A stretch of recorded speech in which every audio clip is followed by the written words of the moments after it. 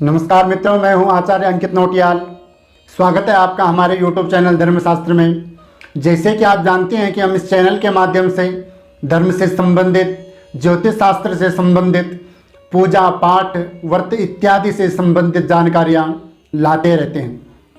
आज हम जानेंगे कि पितृपक्ष में देव पूजन करना चाहिए या नहीं करना चाहिए।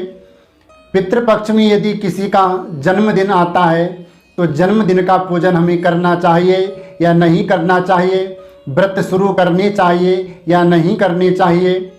इस पर शास्त्र क्या कहता है, इस पर आज हम चर्चा करेंगे। तो कई लोगों ने ये प्रश्न पूछे थे। पहला प्रश्न पूछा था कि क्या पितृपक्ष में अर्थात श्राद्ध पक्ष में देव पूजन कर सकते हैं, जन्मदिन पूजन कर सकते हैं, व्रत शुरू कर सकते हैं या नहीं कर सकते हैं। दूसरा प्रश्न पूछा था कि कई लोग कहते हैं कि गैया जी में अपने पितरों के निमित्त पिंडदान या श्राद्ध कर्म करने के बाद आपको अपने घर में तर्पण करने की, श्राद्ध करने की बिल्कुल भी आवश्यकता नहीं है। क्या ये बात सही है या गलत है? इस पर शास्त्र क्या कहता है? ये दो प्रश्न कई बार बहुत सारे लोगों ने पूछे हैं। तो सबसे पहले हम बात करेंगे कि पितृपक्ष में देव पूजन करना चाहिए या नहीं करना चाहिए। तो शास्त्रों में कहा गया है कि नित्य देवार्चने होमे संध्यायाम श्राद्ध कर्मणि, अर्थात नित्य अर्थात प्रतिदिन हमें अपने घर में देव पूजन और पितरों का पूजन करना चाहिए। इस पर बिल्कुल भी कोई संशय नहीं है। हम अपने घर में श्राद्ध पक्ष में, पितृपक्ष में देवताओं का पूजन भी कर सकते हैं। दूसरा प्रमाण दिया गया है, सुनिए आप पहले प्रमाण सुन लीजिए। कहा गया है कि सोतक मृतक कुर्यात प्राणायाम मंत्रकम तथा मर्जन मंत्रास्तो मनसोच्चार्य मार्जयेत गायत्रीम सम्य गुच्चार्यम सूर्य अर्घ्यम निवेदयेत। अर्थात किसी की यदि मृत्यु हो जाती है या किसी के घर में सूतक लग जाता है तो फिर भी सूर्य अर्घ्य देना और देव पूजन नहीं छोड़ना चाहिए। प्रत्यक्ष रूप से नहीं किया जाता है, पर मन से हम भगवान सूर्य को अर्घ्य प्रदान कर सकते हैं, अपने देवताओं का ध्यान कर सकते हैं। मन ही मन पूजन करना चाहिए। तो जिनके मन में एक शंका होती है कि हमें श्राद्ध पक्ष में देवताओं का पूजन करना चाहिए या नहीं करना चाहिए, तो आप श्राद्ध पक्ष में देवताओं का पूजन भी कर सकते हैं। इसमें घबराने वाली कोई भी बात नहीं है। जन्मदिन पूजन तो ऐसा शास्त्रों में कहीं भी नहीं कहा गया है कि आप पितृपक्ष में देवताओं का पूजन नहीं कर सकते हैं या जन्मदिन पूजन नहीं कर सकते हैं। आप जन्मदिन पूजन भी कर सकते हैं और अपने देवताओं का पूजन भी कर सकते हैं। इसलिए आप किसी की बातों पर विश्वास ना करें।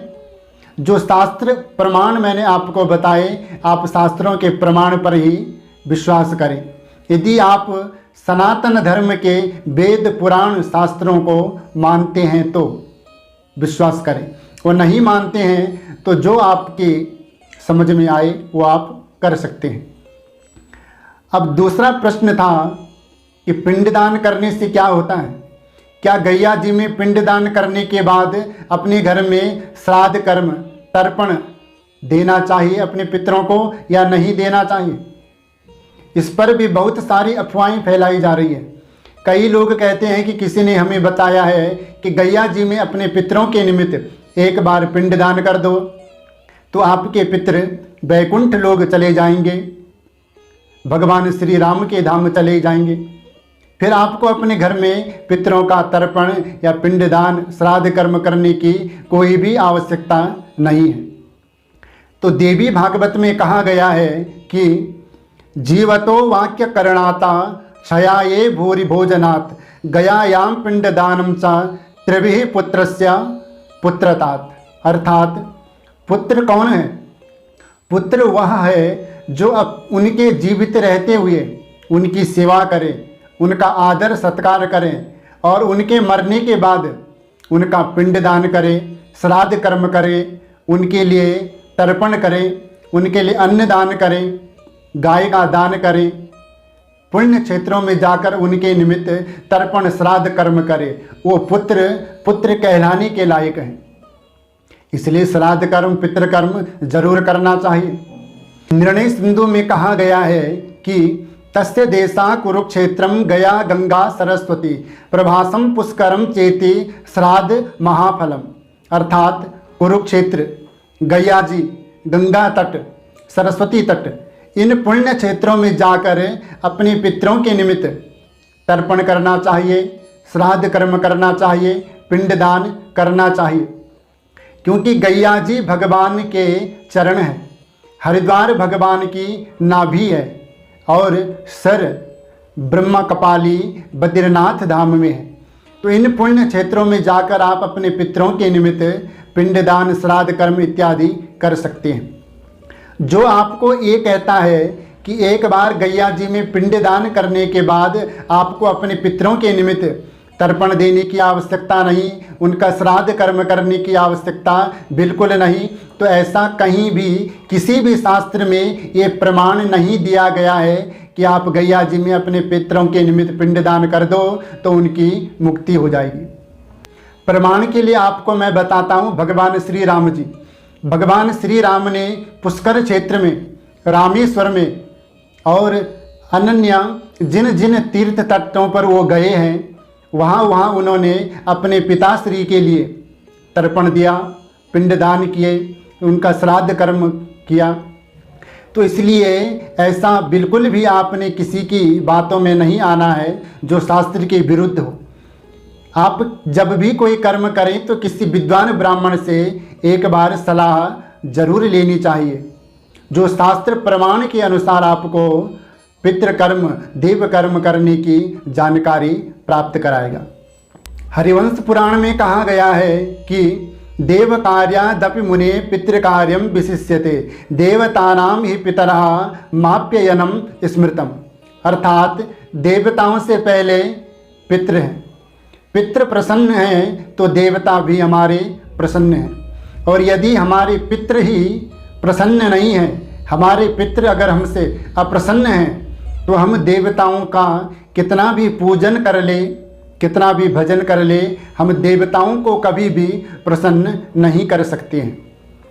इसीलिए कहने का मतलब ये है कि पहले आप अपने पितरों को प्रसन्न करिए, अपने पितरों के निमित्त पिंडदान कीजिए, श्राद्ध कर्म करिए, उनके लिए तर्पण दीजिए, उनके लिए गाय दान कीजिए, किसी ब्राह्मण को भोजन कराइए, तब हमारे पितृ प्रसन्न होंगे। कुछ लोग ये बहुत बड़ी गलती करते हैं। वो क्या करते हैं, जब उनके पितरों का श्राद्ध आता है या वो उनके लिए तर्पण देते हैं, तब वो अपने घर में भोजन करवाते हैं। तो वो ब्राह्मण को नहीं बुलाते हैं और छोटी छोटी कन्याओं को बुला करके भोजन करा देते हैं। ये शास्त्र के बिल्कुल विरुद्ध है। शास्त्र में कहा गया है पितृ मोक्ष के लिए केवल ब्राह्मण को ही भोजन कराना चाहिए। छोटी छोटी कन्याओं को पितृपक्ष में भोजन नहीं कराना चाहिए, क्योंकि छोटी छोटी कन्याओं को तो हम नवरात्रों में देवी के स्वरूप में पूजते हैं। उनका पितरों से और पितृपक्ष के भोजन से कोई भी तात्पर्य नहीं है। इसलिए आप ये सबसे बड़ी गलती है जो बहुत सारे लोग करते हैं। तो ऐसा आपने बिल्कुल भी नहीं करना है। आपके मन में जो शंका थी कि पितृपक्ष में पूजन कर सकते हैं या नहीं कर सकते हैं, वो आप भली भांति समझ गए होंगे कि हम बिल्कुल कर सकते हैं। और जो कोई व्यक्ति व्रत शुरू करना चाहता है तो पितृपक्ष में व्रत शुरू नहीं करने चाहिए। यदि आप पहले से करते आ रहे हो व्रत तो आप कर सकते हैं, पर पितृपक्ष में आपने कोई भी व्रत प्रारंभ नहीं करना है। तो जिस प्रकार से मैंने आपको पितृपक्ष में देव पूजन के बारे में बताया, श्राद्ध कर्म के बारे में बताया, तो आपकी समझ में भली भांति आ गया होगा। आज के लिए इतना ही। हमारे द्वारा दी गई जानकारी आपको पसंद आए तो हमारे चैनल को सब्सक्राइब करें, लाइक करें, शेयर करें, कमेंट करके ज़रूर बताएं जो भी आपका प्रश्न है। तब तक के लिए जय जय श्री राधे श्याम।